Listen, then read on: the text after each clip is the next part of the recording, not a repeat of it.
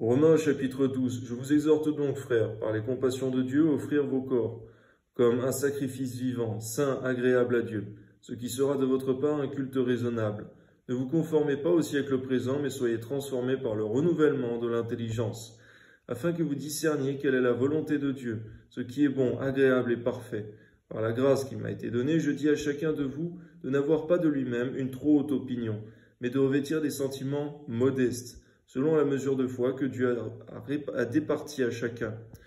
Car comme nous avons plusieurs membres dans un seul corps, et que tous les membres n'ont pas la même fonction, ainsi, nous qui sommes plusieurs, nous formons un seul corps en Christ, et nous sommes tous membres les uns des autres, puisque nous avons des dons différents, selon la grâce qui nous a été accordée, que celui qui a le don de prophétie l'exerce selon l'analogie de la foi, que celui qui est appelé au ministère s'attache à son ministère, que celui qui enseigne s'attache à son enseignement, et que celui qui exhorte à l'exhortation, que celui qui donne le fasse avec libéralité, que celui qui préside le fasse avec zèle, que celui qui pratique la miséricorde le fasse avec joie, que la charité soit sans hypocrisie, ayez le mal en horreur, attachez-vous fortement au bien.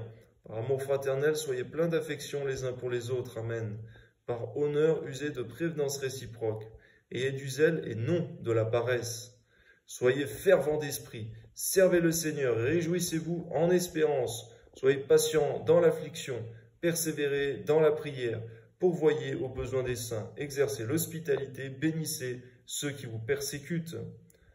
Bénissez et ne maudissez pas. Réjouissez-vous avec ceux qui se réjouissent, pleurez avec ceux qui pleurent.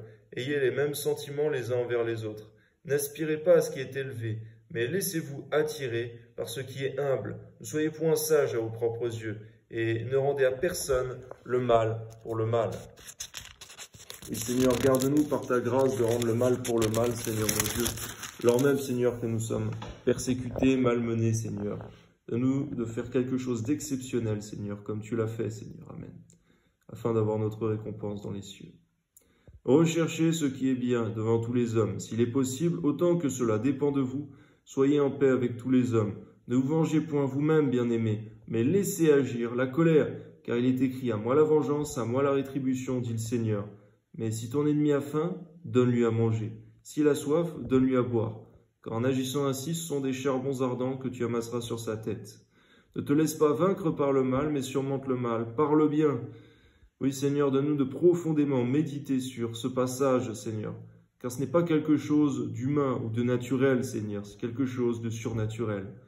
Mais n'est-ce pas aussi ce que tu as fait pour nous, Seigneur Jésus? Toi soit la gloire, Père. Amen.